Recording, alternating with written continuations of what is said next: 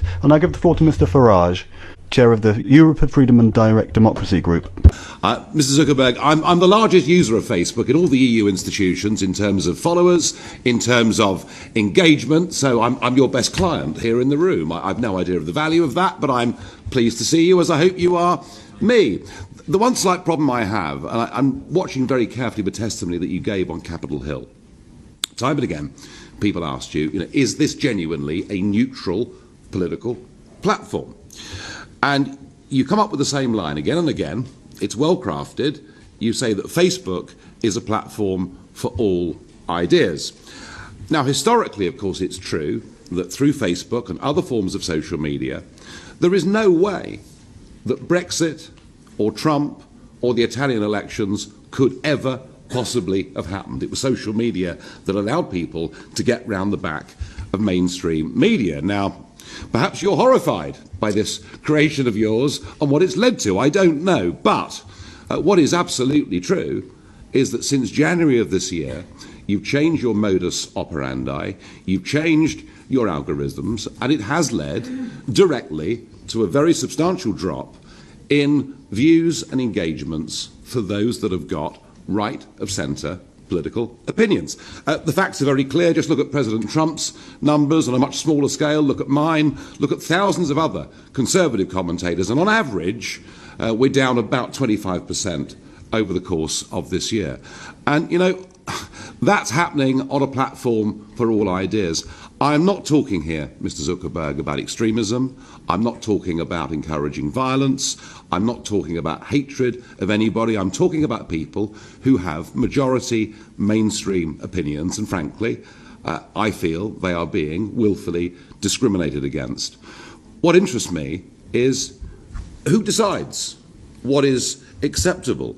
Who are these people you referred to earlier, these third-party fact-checkers? Who are these people? I mean, why is there no transparency in this process at all? I'm not generally somebody that calls for legislation on the international stage, but I'm beginning to wonder whether we need a social media Bill of Rights to basically protect free speech. And I'm asking you today very, very clearly that would you accept that today Facebook is not a platform for all ideas that is operated impartially? Let me see if there's anything else that is important to touch on. There were a couple of questions about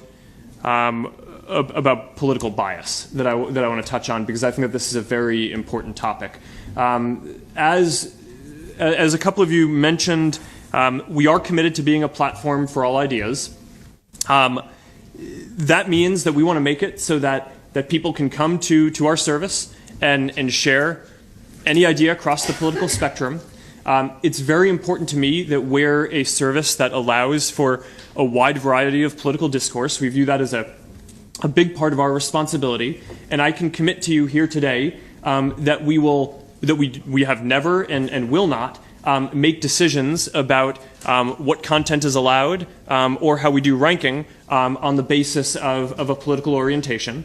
So that's an important philosophical point for me that I'm proud to be able to commit to.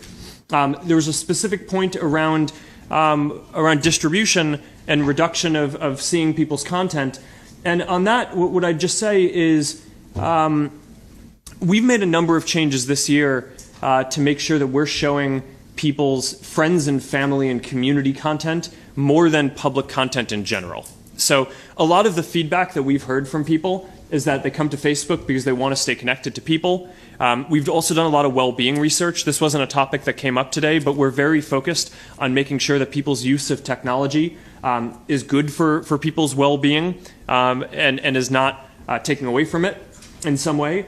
And all the research that we have shows that when you're using the internet to stay connected to people that you care about, that's good for your well-being. It's correlated with measures like increased measures of health and happiness and feeling more connected and less alone over time. But when you're just using Facebook or the internet overall to read news or passively consume videos, that isn't correlated with those same benefits to well-being. So because of that and because of feedback that we've received, we've made a number of shifts to the services to promote connecting with people's friends and family and communities more than public content. So that has led to reductions in distribution for public content, video, news, across the board, and is not targeting any specific political ideology.